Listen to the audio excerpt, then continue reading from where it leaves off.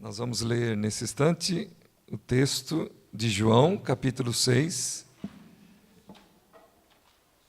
João, capítulo 6. Convidamos aos irmãos a abrirem a palavra. João, capítulo 6, nós vamos ler do verso 60 até o verso 71.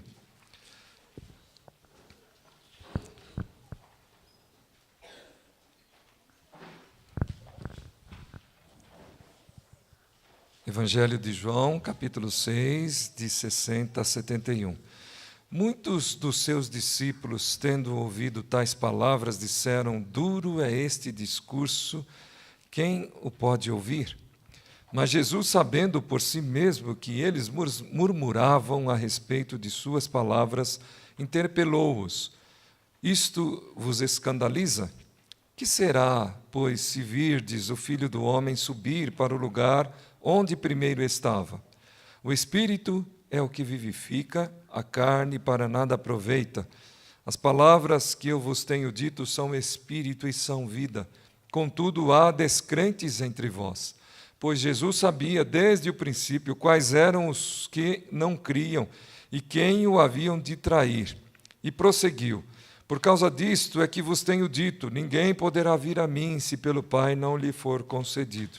À vista disso, muitos dos seus discípulos o abandonaram e já não andavam com ele. Então perguntou Jesus aos 12, porventura quereis também vós, outros, retirar-vos? Respondeu-lhe Simão Pedro, Senhor, para quem iremos? Tu tens as palavras da vida eterna, e nós temos crido e conhecido que tu és o Santo de Deus. Replicou-lhe Jesus, não vos escolhi eu em número de 12, contudo um de vós é diabo. Referia-se ele a Judas, filho de Simão Iscariotes, porque era quem estava para traí-lo, sendo um dos 12. Irmãos, podem assentar, eu peço às crianças que venham à frente, nós vamos orar nesse instante.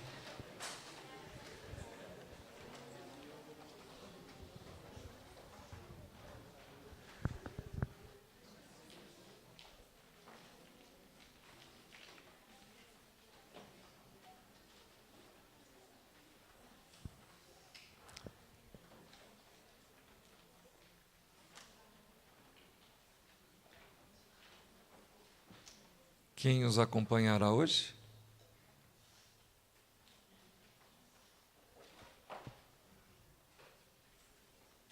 Vamos orar então, nesse momento.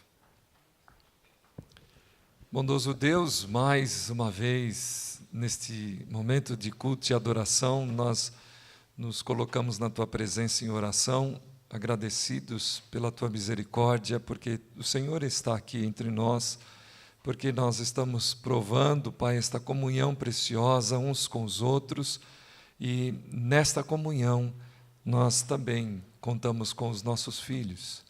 Muito obrigado, Senhor, por esta presença destas crianças entre nós. Rogamos que o Senhor nos abençoe e abençoe a elas também. A Tua palavra, nesse instante, será meditada, refletida, haverá a proclamação das Tuas verdades. Pedimos, pois, que o Teu Espírito ilumine os nossos corações. Nós não podemos entender o que o Senhor revela a nós se o Teu Espírito não nos ajudar. Por isso aqui estamos e pedimos desde os nossos filhos até o mais avançado em idade, que todos contem com a Tua misericórdia e com a sabedoria dos altos céus. Nós oramos, ó Pai, em nome de Jesus. Amém. Podem voltar, crianças? Deus os abençoe nesse instante de adoração, de culto.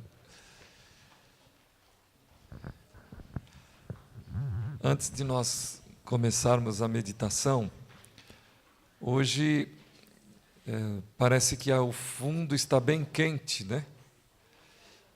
E nós, aqui à frente, em função da localização dos aparelhos de ar-condicionado, contam com um privilégio maior. Se os irmãos que estão ao fundo desejarem vir um pouco para frente, ainda há lugares aqui para que aqueles irmãos que estão com um certo desconforto, né, ao fundo, em função de não ter aparelho embaixo da galeria, Podem vir mais aqui à frente, né? Que temperatura está? Quem ligou? Que número? Quanto?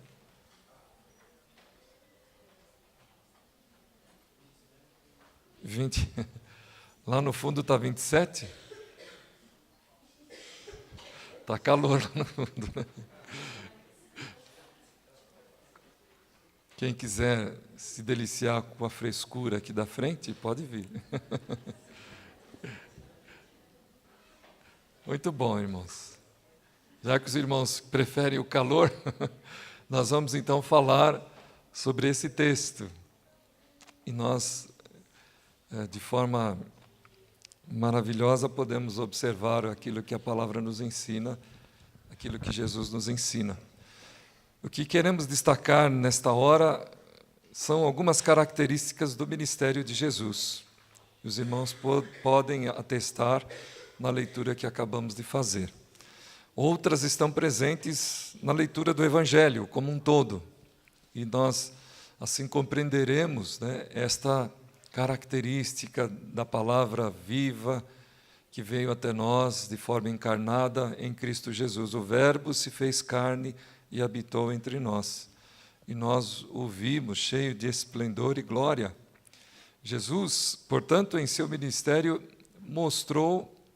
trouxe palavra de vida, trouxe palavras de novidade, palavras novas que as pessoas não estavam habituadas a ouvir. Por quê? Porque elas também eram acompanhadas de sinais, de atitudes, de ações que não se contradiziam.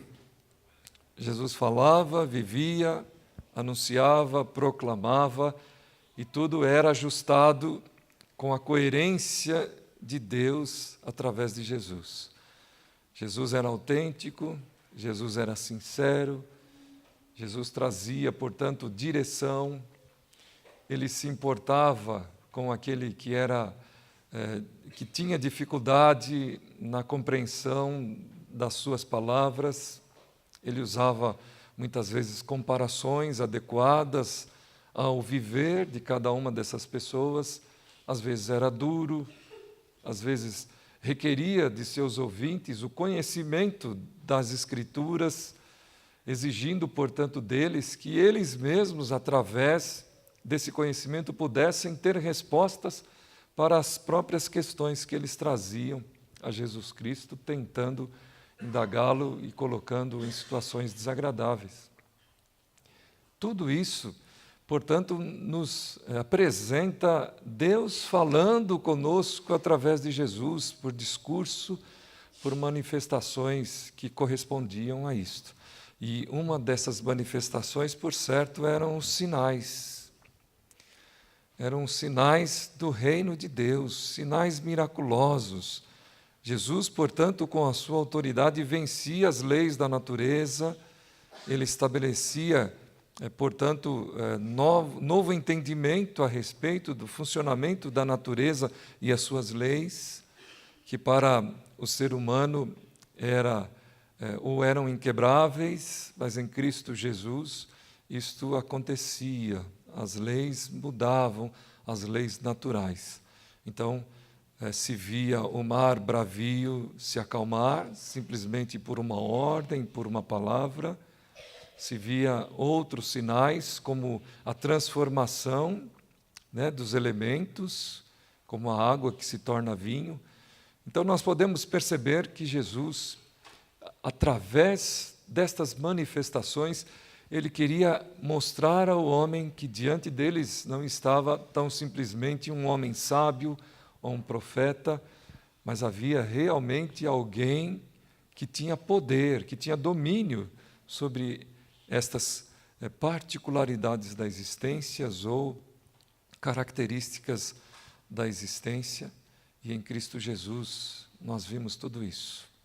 Nós podemos atestar que o coxo andou, que o cego enxergou. Nós podemos ver coisas grandiosas a partir de Jesus. Mas, por outro lado, também o ministério de Jesus apresenta o outro lado, a outra ponta que é o paradoxo desse ministério. Jesus se apresenta com muita simplicidade entre os homens. Ele lidava com as pessoas nas mais diversas características de cada um, social, intelectual, financeiro, econômico, enfim, Jesus lidava com todas as pessoas, políticos. Ele falava, vivia, tinha realmente postura, não arredava pé, não era conduzido por qualquer interesse que esses tivessem, mas de uma forma muito simples e até humilde, vamos dizer assim, respeitando todas as autoridades na sua condição, na sua forma de ser, não deixando de mostrar a estes também nele a grande autoridade que vinha dos céus, Jesus. Por isso, seu ministério foi atraente. Por isso, muitas pessoas iam atrás de Jesus. Esse capítulo 6 retrata isso de uma forma impactante até. As pessoas procurando Jesus iam a Ele. E eu creio que nos nossos dias isso também acontece. Embora tenhamos tantas alternativas, como eu creio naqueles dias também haviam, porque lá no livro de Atos, no capítulo 5, quando Gamaliel está discutindo a respeito da autoridade dos discípulos ou da autoridade da igreja daqueles dias, ele cita alguns movimentos, pelos quais as pessoas iam atrás, com os quais as pessoas tentavam resolver as suas necessidades.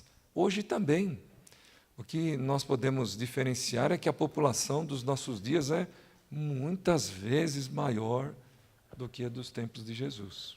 Mas as palavras de Jesus, os gestos de Jesus, o agir de Jesus, a vida de Jesus, comunicava, falava para aquele público e fala para os nossos tempos, para os nossos dias também, fala para o hoje.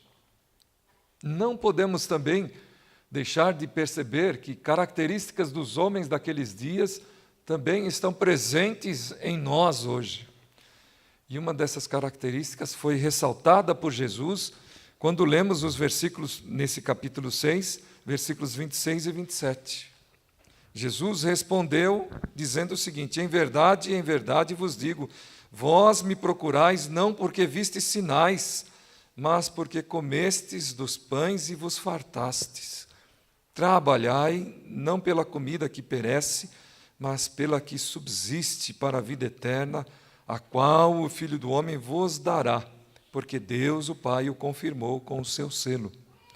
O que Jesus está dizendo aqui, irmãos, é que, na verdade, o ser humano ele não estava atrás de uma divindade, ou de alguém que ele pudesse se curvar, que ele pudesse honrar, que ele pudesse glorificar, a quem ele pudesse dar a importância devida, cabível. Jesus está dizendo que as pessoas iam atrás dele para satisfazer os seus interesses. Como ele diz aqui, vocês andam atrás de mim para se satisfazer nos seus interesses, para comer comida, para vestir roupa, para andar de carro, ou naquele tempo não tinha, Nós já estamos então atravessando os anos para ter uma casa, para ter um conforto. É isto que Jesus está dizendo. Mas não para ter um Deus, para ser abençoado com conforto espiritual, com consolo, com amparo, com segurança. Não para ter um Deus para adorar, para bendizer, para glorificar, para exaltar. Esta é uma característica do homem ao longo do tempo. Continua hoje. Muitas vezes nós mesmos nos apresentamos assim diante de Jesus. Características presenciadas no ministério de Jesus e que hoje ainda se fazem presentes. Mas queremos falar de duas características interessantes que Jesus aponta nesse trecho lido que vai do verso 60 até o verso 71, e pedindo aos irmãos que observem o versículo 63, O Espírito é o que vivifica, a carne para nada aproveita, as palavras que eu vos tenho dito são Espírito e são vida.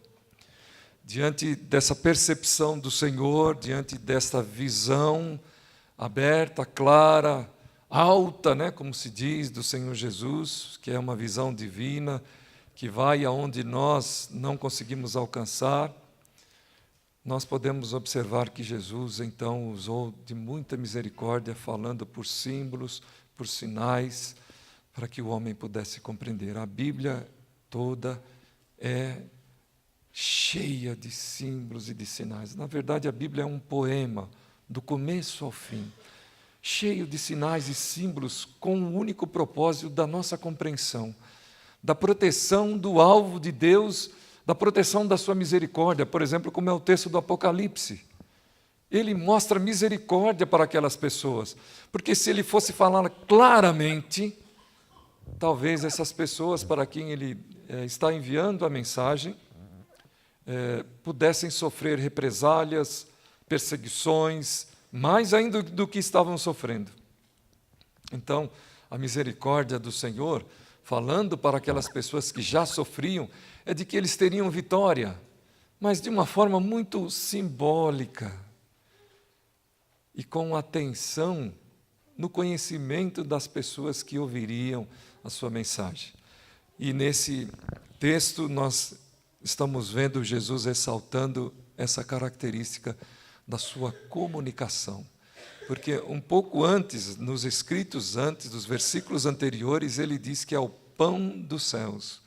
Ele diz que o seu sangue é bebida, que o seu sangue é verdadeira bebida. Em outro instante ele fala que dele fluirão, ou dele e nele, aquele que beber da água que ele der, do seu interior fluirão rios de água viva. Então, circunstâncias bem conhecidas pelas pessoas para quem ele está escrevendo. Mas, ao mesmo tempo, queridos irmãos, colocando na mente, no coração, atrás da orelha das pessoas, uma inquietação. Será verdade mesmo? A sua própria postura, a sua própria figura, o seu próprio ser, a forma como ele veio, era uma simbologia do que Deus queria que os homens pudessem saber, que os homens pudessem conhecer. Imagine se ele viesse, como ele voltará. Como diz o texto, como ele mesmo fala, através de trombetas, através de trovões, através de relâmpagos que risquem o céu e todo lugar da terra pudesse ver. Muitas pessoas entenderiam, não, este é Deus. Mas como ele veio, as pessoas ficaram cheias de dúvidas também. Vejam também que comunicação provocativa de Deus em Cristo Jesus. Será Ele mesmo Deus? Nesse trecho, nesse instante, as pessoas, os judeus, estão perguntando: nós conhecemos os seus pais, nós conhecemos a sua vida, será verdadeiramente Ele esse pão? Como que Ele pode dizer que desceu do céu? O pão que veio saciar, o pão que vem alimentar. O que nós podemos compreender, queridos irmãos, que Jesus está se mostrando de forma simples e humilde, com poder, com graça, para que as pessoas tivessem o verdadeiro entendimento e se dobrassem de coração, de alma e espírito à fé, usando o recurso da fé, usando a entrega de sua vida, quem sabe a algo que a princípio não devesse acontecer. Então, por isso que as pessoas murmuravam, como ele diz aqui, né? E isso também provocava no coração e na mente, na consciência, na inteligência das pessoas, esta questão: vamos ou não segui-lo? Vamos ou não atrás dele? O que ele fala é verdade ou não? O que ele faz vem da parte de Deus ou vem da parte do diabo? Porque em outro momento disseram que vinha da parte do diabo. Disseram que vinha de Beelzebul, aquilo que ele fazia. Então, essa provocação também de Deus em Cristo Jesus, de forma, entre aspas, né, que nós estamos colocando, é intencional de Deus. Porque nós precisamos fazer vencer a nossa prepotência, o nosso orgulho, a nossa autossuficiência, a nossa soberania sobre todas as coisas. Deus quer que nós nos curvemos, que nós nos dobremos diante dEle da maneira como Ele veio até nós. Então, este é um ponto.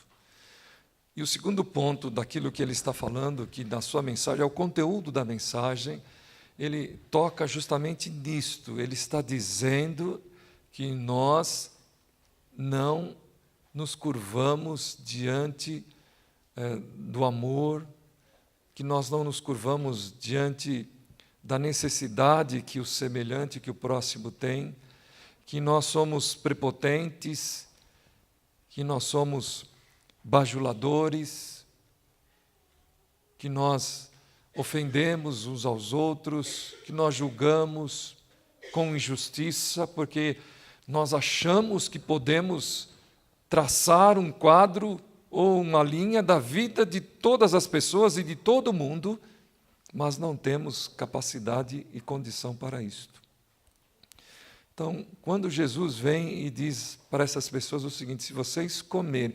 É interessante isso, irmãos, porque esses discípulos, os judeus, tinham dito para ele, mais atrás, nesse diálogo, o seguinte: olha, quais são os sinais que você tem para nos apresentar?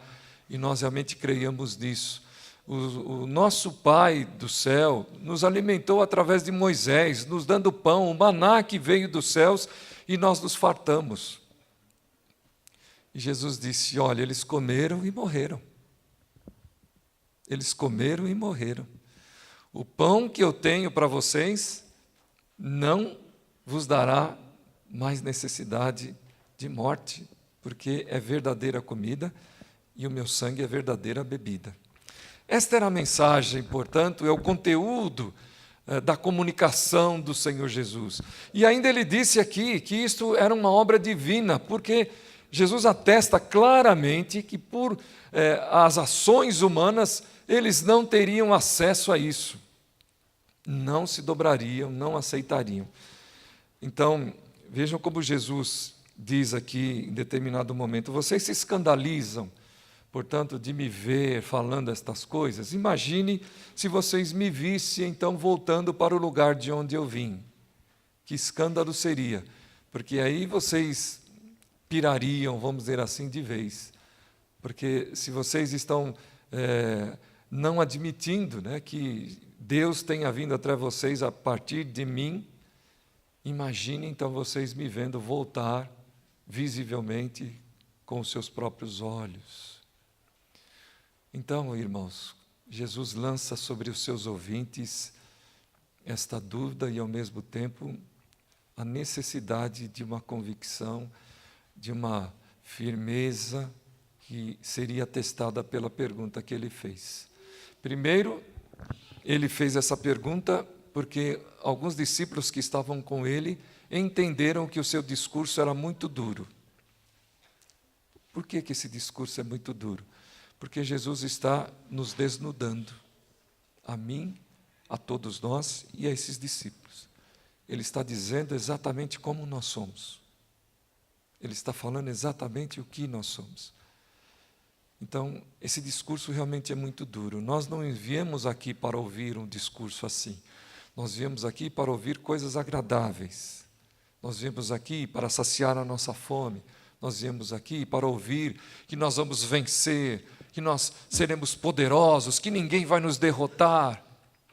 Não viemos aqui para ouvirmos esse discurso tão duro de que nós não somos bons, de que nós somos pecadores, de que nós somos falhos, de que o mundo, de que a história está assim por nossa causa, de que Ele esperou mais de 2000 anos sob a orientação, sob a lei, para que o homem voltasse, se aproximasse de Deus, e o homem falhou. Não viemos aqui para ouvir isto. Então as pessoas foram saindo. E vejam o que dá a entender o texto, queridos irmãos, que só ficaram 12. Mais adiante, versículo de número 67, perguntou Jesus aos 12: quereis também vós, outros, retirar-vos? O que dá a entender é que todo aquele ibope de Jesus parece que se desvaneceu, toda aquela influência, toda aquela importância do Senhor, aos olhos das pessoas, parece que deixou de acontecer. E só ficaram ali os 12. Mas ali nós encontramos um dos discursos mais poderosos que nós temos na palavra e mais influentes no agir dos céus em relação à terra. Foram as palavras de Pedro. Mais uma vez Pedro disse isso. Pedro, ao ser questionado, tomou a frente, os grupos dos 12, tomou a frente e disse: Senhor, para onde nós iremos? Para quem nós iremos? E esta, irmãos, é uma constatação que nós devemos fazer hoje, agora, nesse instante. Por que eu estou aqui? Cantamos há pouco, né? Para que viemos aqui? Qual a razão da nossa presença aqui? Isso precisa ficar muito claro nos nossos corações, diante de Deus que está sondando, passeando com o seu Espírito aqui entre nós. Precisa ficar muito claro. Não que Ele não saiba, mas é preciso que nós confessemos isso. Para o que nós estamos aqui? Diz a palavra então, só tu tens palavra de vida eterna. Querido irmão, esta é a resposta que nós carecemos. Vida eterna. Esse é todo o drama da humanidade, em toda a sua existência a partir do pecado. É a vida. Nós precisamos de vida eterna. E foram estas as palavras de Pedro ao ser perguntado por Jesus. Só tu tens palavra de vida eterna. Então, o primeiro grupo de discípulos escolheu abandonar Jesus. O segundo grupo, que por aqui esse versículo nos faz entender, era composto dos 12 apóstolos, decidiu ficar com Jesus, seguindo as palavras de Pedro. Mas, curiosamente, ainda entre estes 12, um estava negando Jesus ali. Talvez sem coragem, talvez com medo, com muito receio, mas não pôde se esconder, porque de Deus nós não escondemos nada. E Jesus disse: um de vocês é diabo. Imagine, queridos irmãos, nós ouvirmos isso. Como é duro esse discurso, né? Um de vocês é diabo.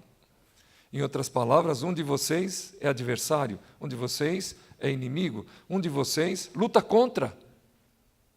Um de vocês faz tudo contra. E estava entre eles, portanto, este que se apresentou como o traidor do Senhor Jesus. Então, o ministério de Jesus tem essa característica tão preciosa, queridos irmãos, de dois extremos, onde nós vamos encontrar poder, vamos encontrar glória, nós vamos nos alegrar muitas vezes, nós vamos viver em êxtase, nós vamos viver, parece que saindo de nós mesmos, mas ao mesmo tempo nós vamos encontrar esta expressão de simplicidade que é próprio do relacionamento. A simplicidade é afeita a relacionamento. A opulência, a glória não, porque ela distingue, ela exclui, ela separa. Mas a simplicidade aproxima. A simplicidade é simpática. Ela é desejável. Porém, nós precisamos, conforme Jesus perguntou, responder. O que nós queremos? De que forma queremos viver? Por isso ele perguntou: vocês também vão me deixar? Vocês não completaram a satisfação dos seus anseios? E isto é a beleza do ministério de Jesus. Para concluirmos, porque hoje também nós estamos falando nesse culto de aliança, e daqui a pouco nós premiaremos, certificaremos os casais que realizaram o seu curso Aliança, nós queremos lembrar os irmãos mais uma parte do discurso bíblico que nos dá um ensino através de símbolo precioso, que é o livro de Efésios, capítulo 5, do verso 22 até o verso 33, onde o apóstolo Paulo fala a respeito do lar cristão, marido e mulher. E ele diz aqui como marido e mulher devem viver, como devem se comportar um em relação ao outro. E para que isso venha a ser bem compreendido pelo marido e pela mulher, então a palavra de Deus, de uma forma simbólica, nos chama a relação entre Deus em Cristo Jesus e a sua igreja e o seu povo, dizendo-nos o seguinte: as mulheres sejam submissas ao seu próprio marido como ao Senhor, porque o marido é o cabeça da mulher, como também é Cristo o cabeça da igreja, sendo este mesmo o Salvador do corpo. Como, porém, a igreja está sujeita a Cristo, assim também as mulheres sejam em tudo submissas ao seu marido. Maridos, amai vossa mulher, como também Cristo amou a igreja, e a si mesmo se entregou por ela, para que a santificasse, tendo-a purificado por meio da lavagem da água pela palavra, para apresentar a si mesmo igreja gloriosa, sem mácula, sem ruga, sem coisa semelhante, porém santa e sem defeito. Assim também os maridos devem amar a sua mulher como ao próprio corpo. Quem ama a esposa, a si mesmo se ama, porque ninguém jamais odiou a própria carne, antes a alimenta e dela cuida, como também Cristo faz com a igreja, porque somos membros do seu corpo. Eis porque deixará o homem seu pai e a sua mãe, e se unirá à sua mulher, e se tornarão os dois uma só carne. Grande é este mistério, mas eu me refiro a Cristo e à igreja. Não obstante, vós, cada um de per si, também ame a própria esposa como a si mesmo, e a esposa respeite o marido. É um mistério porque é uma mensagem escondida. É um mistério porque é uma mensagem que poucos dão atenção. Não está, contudo, distante de todos, porque o maior modelo para que nós compreendamos é o casamento, da relação entre Deus e a igreja, Deus e os homens. Vocês viram?